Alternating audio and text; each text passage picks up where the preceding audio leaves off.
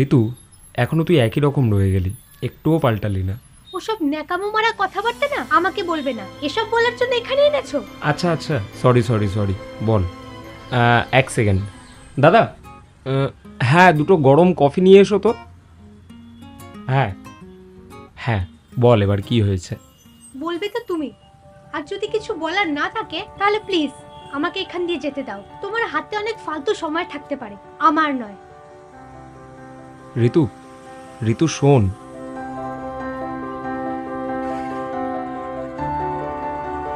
ঋতু, ঋতু please কথাটা শোন আমার।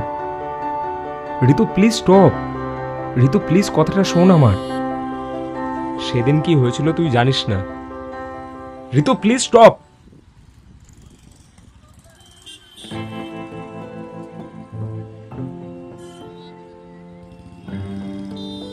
আমাদের বন্ধুত্বের খাতিরে ওখানে গিয়ে বস, আমি তোকে সব এক্সপ্লেন করছি, তারপর আমাকে বলিস। আয় আয়।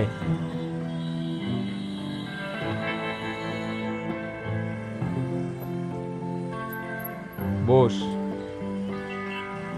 বস বস।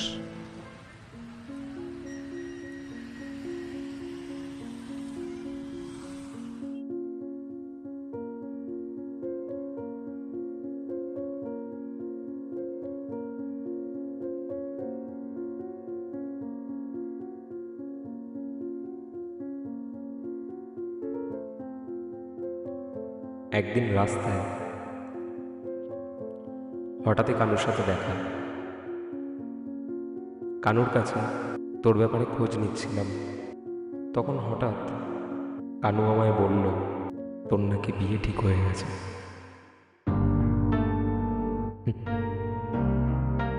কথাটা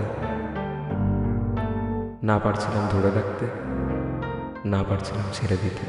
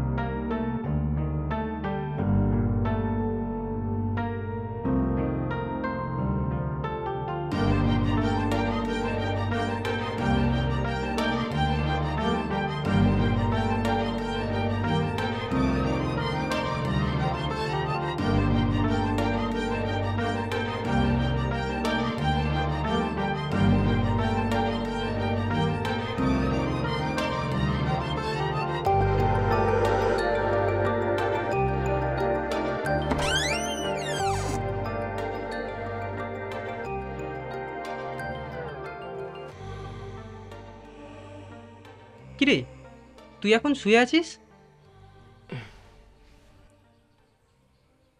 আচ্ছা শোন, পরশুদিন কিন্তু একটা চাকরির ইন্টারভিউ আছে, আর তুই সেখানে যাচ্ছিস। না, চাকরি মানে? ওফ, তোকে এখন চাকরি বাকরির মানে বোঝাতে হবে? একটা ভালো বেসরকারি চাকরির খোঁজ এনেছি। পরশুদিন সকাল 10টা থেকে ইন্টারভিউ। রেডি হয়ে চলে যাবি কিন্তু। আচ্ছা আবির, আজকে মতো আসি তাহলে। হুম। আমার একটু ব্যাংকে কাজ আছে। রঞ্জন, আসছি রে ভাই। হ্যাঁ হ্যাঁ, আয় ভাই। বস। চিন্তা করিস না, চাকরিটা ঠিক হয়ে যাবে।